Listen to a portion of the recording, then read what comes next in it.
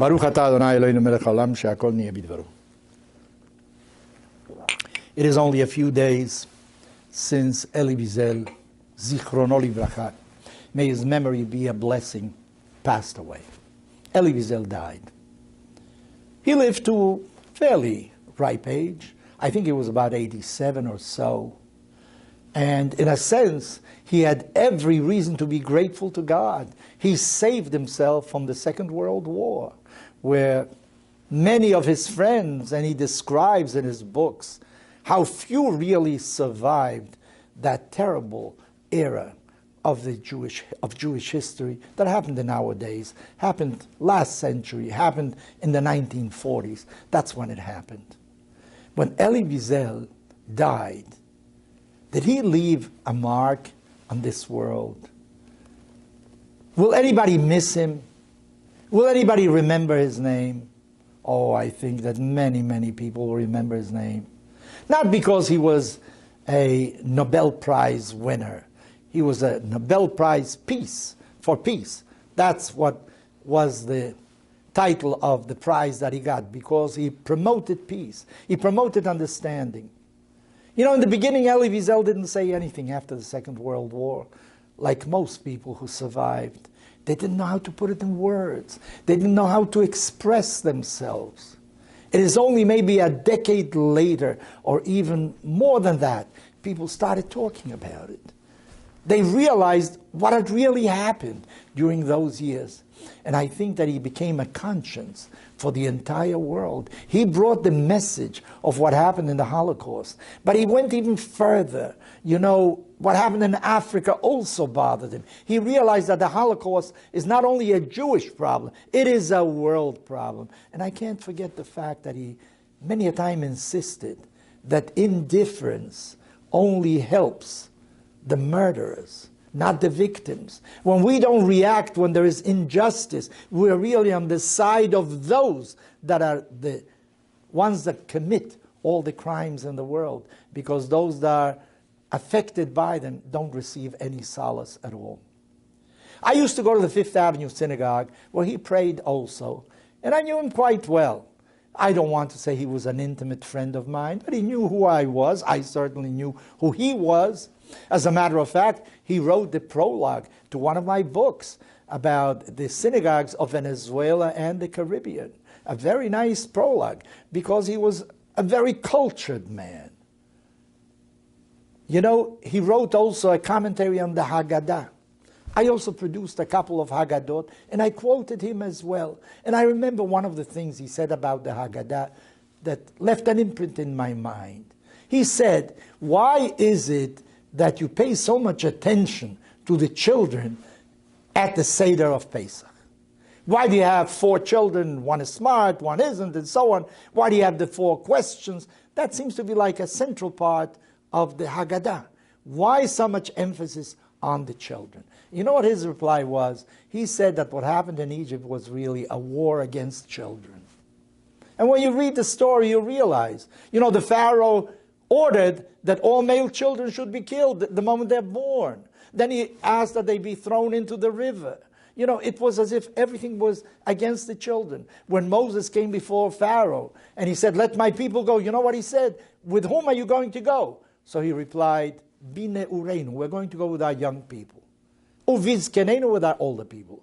We are going to go with everybody, but he started with the young people. In a certain sense, there was already the idea that the future of the Jewish people depends upon the young people. So Elie Wiesel felt that he had a task. He had to tell the young people that are alive today what happened then, because what happened then isn't unique in history. It may be different from other events, but there are other events like that. It can happen again. Many of us thought, among them myself, that after the Holocaust, anti-Semitism was a dead duck. It was agonizing. It was going to disappear. There was a state of Israel. The Jews are going to be like everybody else in this world. There is going to be no more anti-Semitism. Do I have to tell you that anti-Semitism is a light sleeper? that all over Europe, in different parts of the world, it seems to be alive and well once again. Out of ashes, you have evil in the world as well. So I think that the mission of Elie Wiesel was very important, because it is unique maybe in its nature, but it's not the only event. This can repeat itself in history as well.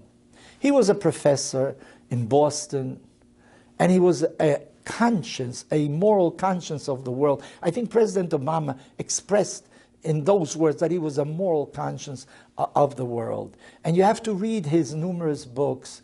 He wrote one book called Night. That was his first book. And he really published a short version of it. He had a much longer version that he didn't want to publish in the beginning. And he questions in Night, where was God? Where's humanity?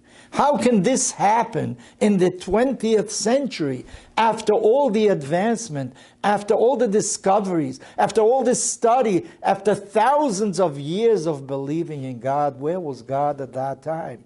And he has difficulty with that. Did he remain like that?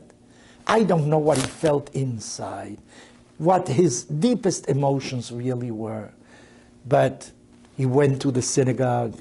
He observed Jewish tradition. He realized that even with his doubts, and one cannot blame him for the doubts that he had immediately after the Second World War, he realized that there is no other way. We have to somehow place our faith in God. And if we feel that he failed us at one time, we have to still continue. Maybe there's a tremendous moral lesson for the entire world. I am not saying that the state of Israel is the result of the Holocaust. The state of Israel is the result of the Chalutzim, of those that went and expelled malaria forever from Israel, those that dried up the land so that you can build again. Tel Aviv was built where there was nothing before, just sand dunes, nothing else. And today it is an enormous city. It is a startup nation that you have in the state of Israel. I'm not saying that the Holocaust did that, but on the other hand, it certainly gave us the determination that we have to have a state of our own, because the world, unfortunately, can be very cruel to the Jewish people and to many others as well.